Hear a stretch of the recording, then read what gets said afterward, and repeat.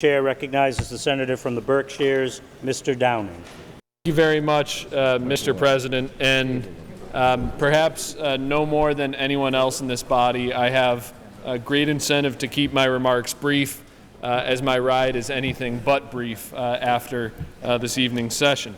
What is before the Senate now is the conference committee report on net metering legislation that has been in conference committee for 5 months or so.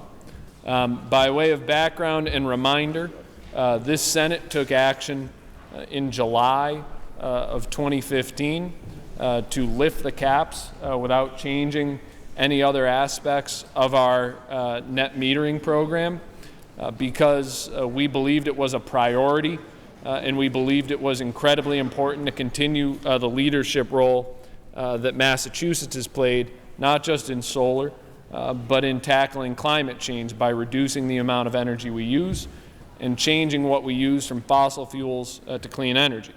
What has that leadership produced? Just as a brief reminder, in 2007, Massachusetts had 2 megawatts of solar energy installed throughout the state.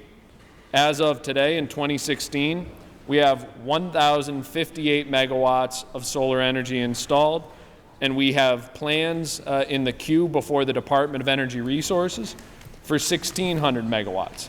In 2007, we had 50 companies working on solar energy in the state.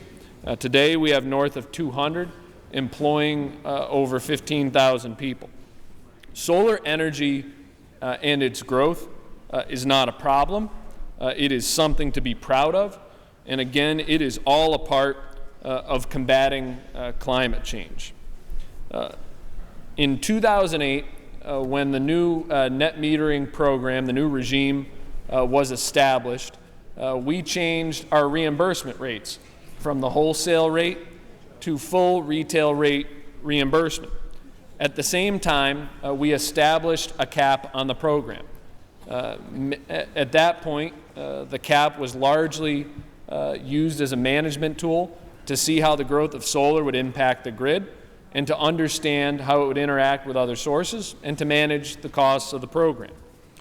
The legislature has acted to raise the cap multiple times in 2010, in 2012, in 2014, and now again in this session we have the opportunity to as well. I should point out there have been attempts to strike a grand bargain around solar that sets up a regime that would avoid this stop and start that the market has gone through for the better part of the last 6 years. We have been in some ways victims of our own success, where we go through these boom and bust periods with solar. That's not good for investment. It's not good for the market. It's not good for the workers. It's not good for planning. It's not good for continuing progress when it comes to climate change. We missed an opportunity in 2014 when the committee that I chair tried to strike a bargain that would have brought together our net metering credits, the SREC program, and set them up in a way to maximize benefits and minimize costs. When we missed out on that opportunity for a variety of reasons, more political than policy in calculation, we set up a net metering task force to come forward with recommendations to the legislature. That task force, among other recommendations, told us that for every dollar invested in solar, we saw benefits at least in the form of $2.50, 2.5 times the benefits of those dollars invested in solar. I bring that up because much of the debate about our solar programs, and in particular our clean energy programs, focus on cost. And it's important to remember cost, but we cannot talk about cost separately. It has to be in a discussion with costs and benefits measured side by side to determine the value and the efficacy of those programs, as we do with so many other programs. The compromise that was produced by the Net Metering Conference Committee, for which I must thank my colleague, the Senate President Pro Tem, for his engagement, his advocacy, not just in this conference committee, but on so many issues on climate change, and the distinguished minority leader for his dedication on this issue, his commitment to tackling climate change, and his input in the process. The compromise that is before us is just that. It is a compromise. I know that because I even went so far as to Google what does compromise mean as we considered the final version of the bill this week. And certainly mutual concessions were made in this process. After the Senate had acted in July, the House acted with a smaller cap lift and one that included several provisions, including reducing the net metering credit value, increasing the amount of solar that utilities could own, demanding or requiring a minimum bill of all utility users, especially those using distributed renewables. And some of those provisions, parts of those provisions, ended up in this compromise. The Senate offered a compromise bill in November as well. That rejected, and that brought us to the conference committee. There has been much said about the conference committee report since it was released. Some of it has been positive. Not all of it has been positive.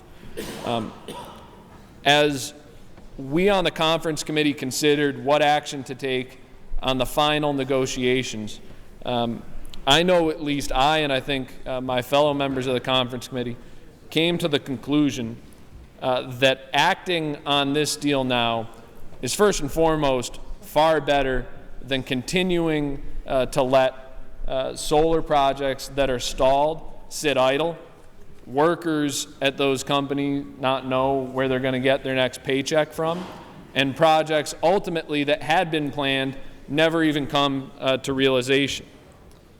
I will tell you that despite the compromises that we've made, I believe our original position in the Senate, that the benefits of solar certainly justify the full retail rate reimbursement, is a strong and defensible position.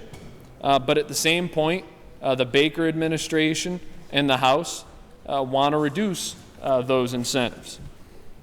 So to the compromise and what is included. First, the good parts. There is a cap lift on both the public and private net metering caps of 3% each. How far will that get us? It will get us at least through 9 months. That is not nearly as long as we all would like. That is not nearly the long-term framework that we need to set up to ensure a robust market and one with continued investment.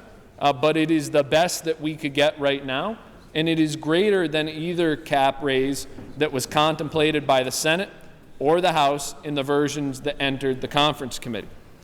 For municipal and public entities, for projects that are going on in our communities or that state agencies are sponsoring, they will continue to receive the full retail rate reimbursement.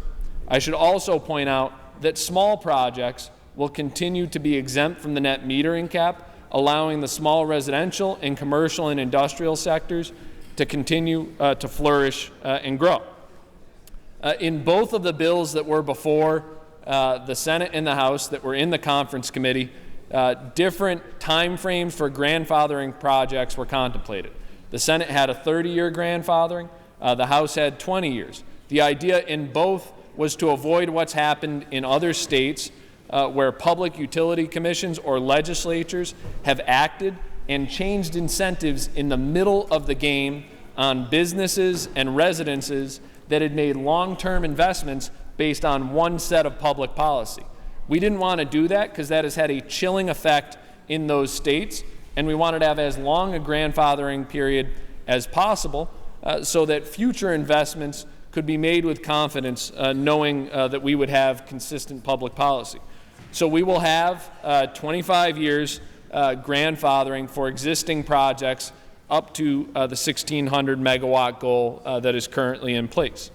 Another good component is that in this legislation, we require the Baker administration to come up with a new solar incentive to supplement the new net metering credit value. There is nothing in current law that requires the administration to come up with a solar incentive above and beyond 1,600 megawatts. We know that the Baker administration, since the SREC program has hit its 1,600 megawatt cap, we know they are discussing with the solar industry and other stakeholders what the next incentive should look like. It is important to give direction, as we do in this bill, to ensure that there will be a next incentive. And it is also important that in the direction around that incentive, we specifically point out that consideration ought to be given and needs to be given to promote projects that are seeking to serve low-income populations, projects of the nature of community shared solar, and others. I will come to why that last point is so important. So this Senate, after we pass this compromise, will be keeping an eye on the Baker administration as they determine what next incentive is appropriate.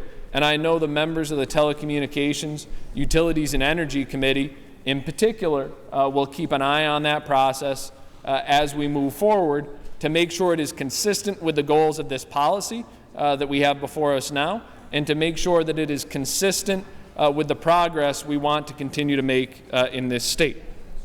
Now, certainly not everything in this conference committee report is as the Senate would wish, is as I would wish.